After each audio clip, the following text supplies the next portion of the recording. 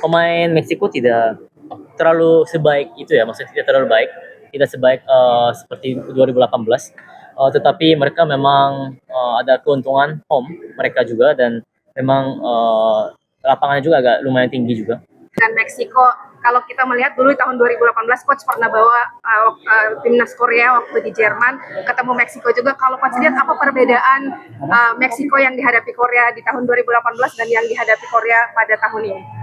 독일에서도 2018년도에 감독님께서 대표팀을 맡고 있었을 때 멕시코와 상대를 했었는데 지금 멕시코와 좀 다른 점이 있나요? 지금은 멕시코가 그게 좀 좋은 멤버가 아니다.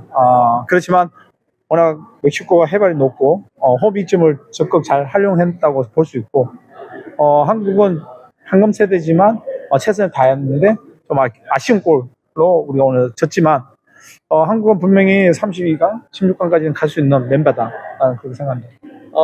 Memang saat ini ya pemain Meksiko tidak terlalu sebaik itu ya, maksudnya tidak terlalu baik, tidak sebaik seperti 2018. Tetapi mereka memang ada keuntungan home mereka juga, dan memang lapangannya juga agak lumayan tinggi juga. Tapi zaman sekarang dan generasi pelatih Hong, pemain-pemain Korea saat ini sangat baik. Memang kalah dengan skor 1-0 yang harusnya tidak perlu kita masukkan gol. Tetapi tetap bisa melaju sampai ke 32 bahkan sampai 16%. Coach melihat tim mana yang paling mungkin jadi pesaing berat Korea setelah fase grup ini? Kalau seandainya lolos. 만약에 뭐 16강, 32강, 36강 올라간다면 좀 어떤 팀이 한국한테 좀 위협을 줄 수 있는 팀이 될까요? 그까지는 생각 못했지만 우리가 조 2위로 LA 가서 한국 교민들이 많은 홈 경기 같은 경기를 하고 나면 32강에서 16강까지는 갈 것이고, 16강에는 어떤 팀이 올라올지는 모르지만 아마도 16강에 또 좋은 경기를 하게 되면 8강까지 조 1위보다는 조 2위로 가서 멕시코에서 하는 것보다는 미국 LA에서 경기하는 것이 우리 한국팀으로서 훨씬 더 좋은 현명한 방법이다 이렇게 생각합니다. Sebenarnya cara terbaik adalah kita peringkat 2 di grup ini, karena kalau kita peringkat 1 bisa lanjut pertandingannya di Meksiko, tapi kalau misalnya peringkat 2 kita bisa pindah ke LA, Los Angeles ya. Di sana banyak warga negara Korea ya. Jadi ada banyak orang Korea di sana tinggalnya. Jadi mungkin bisa merasakan seperti home nanti di sana. Jadi bisa juga lolos sampai 16 besar kalau misalnya kita pertandingan di Los Angeles. Persija kapan mulai latihan dan apakah benar akan TC di luar negeri? 저희 훈련, 퍼시자 훈련 언제부터 하는지, 그리고 해외로 전주훈련 간다는 게 맞는지, 그거는 훈련은 7월 14일부터 할 것이고, 해외 전주련도 계획이 잡혀 있다 보시면 됩니다. mulai latihan itu tanggal pertengahan Juli, dan training camp ya ada juga jadwal untuk training camp jangka waktu panjang. Oke, thank you. Banyak orang yang mempertanyakan Persija mungkin nanti akan benar-benar bertahan, karena ini yang kita lihat di timnas. Nah, apakah kemudian Coach STI nanti akan bermain bertahan juga selama mengaruhi Super League musim depan? Terima kasih.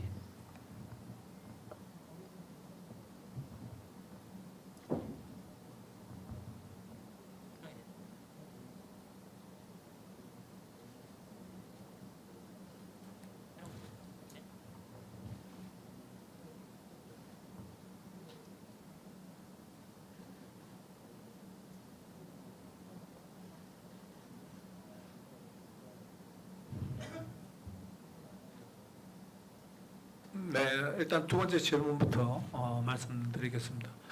저는 원래 스타일이 공격적으로 축구를 하는 것을 좋아하는 사람 중에 한 명이고요. 저 축구 철학은 공격 축구입니다. 그렇지만 우리 인도네시아 대표팀 있을 때는 우리보다 항상 강한 팀하고 경기를 하다 보니까 수비적인 전술을 만들어서 카운터 어택을 많이 쓰는 그런 전술을 활용했고요. 리그에서는 우리 대표이사랑 우리 우리 또 단장의 빤짜랑 우리 구단주 분들하고 협의해서 좋은 용병들을 데려오면 아마도 우리가 훨씬 더 강한 축구, 빠른 축구, 공격적인 축구를 하지 않을까 생각합니다. 그리고 첫 번째 질문으로서 가면 자카르타의 어린 선수들이 꽤 상당히 많은데 인도네시아 축구 미래를 위해서는 분명하게 어린 선수들을 경기 활용도를 많이 사용해야 된다고 생각합니다. 물론 상황에 따라 달라질 수 있겠지만 저는 인도네시아 어린 친구들도 경기를 뛰면서 분명히 성장해야 된다. 그래야만이 인도네시아 축구가 발전한다. 저는 항상 그렇게 생각하고 있습니다.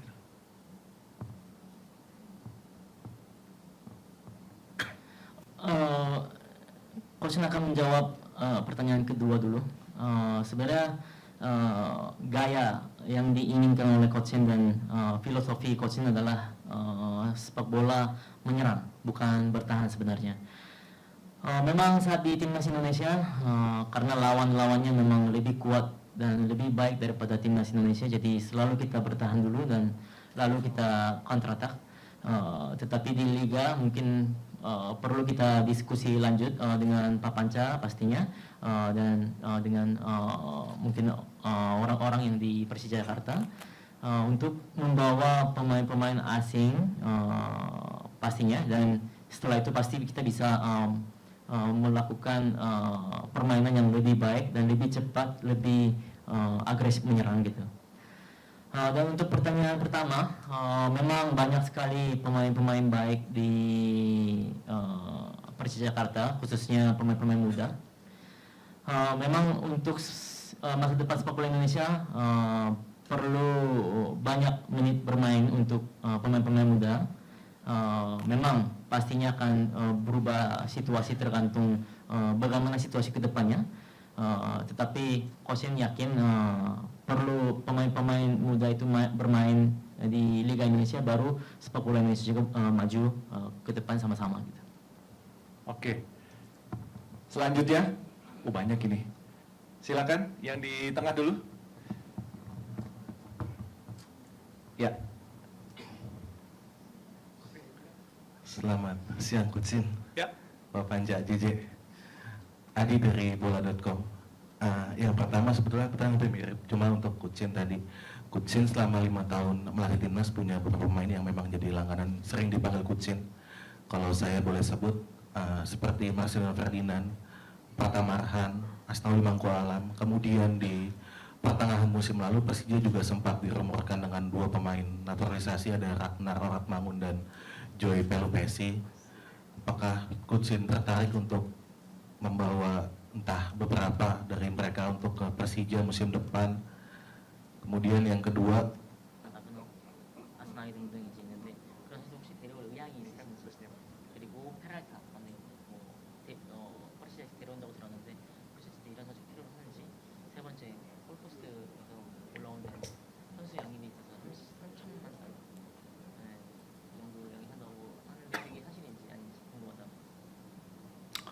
일단 제가 대표팀에서 데려있던 우리 에이제자들은 분명하게는 데려오고 싶습니다.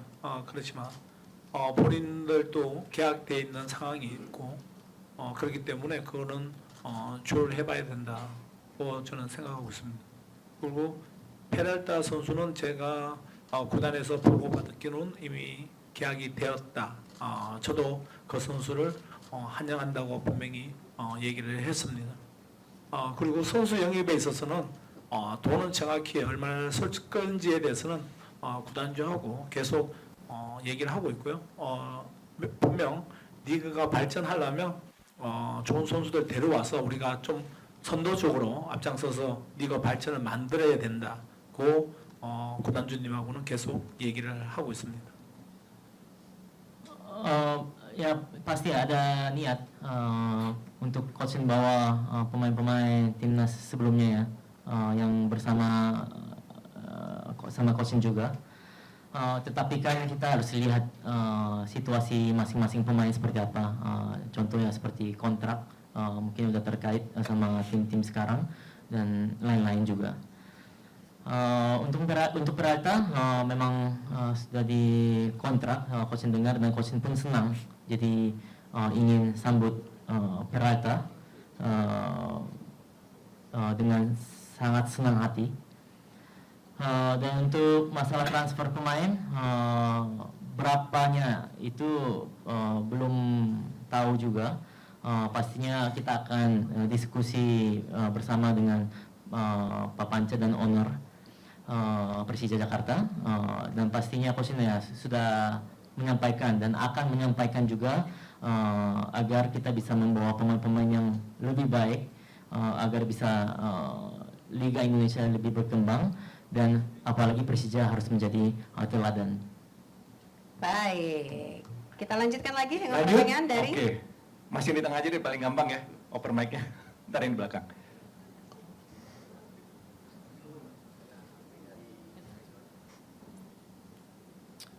Untuk tim pelatih dan asisten tentunya tadi karena format kita prosesnya pengen cepat, tentunya biar Coach Shin tidak pusing lah.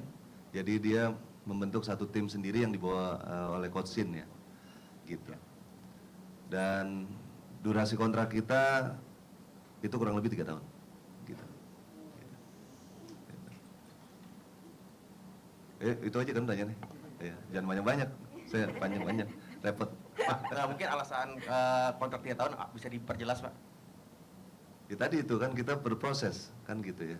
Jadi tentunya Coach Shin juga perlu terlibat dalam infrastruktur Persija nanti, termasuk untuk pengembangan pemain muda kita, dan semua kita mencoba mengakselerasi selama 3 tahun ke depan ini gitu.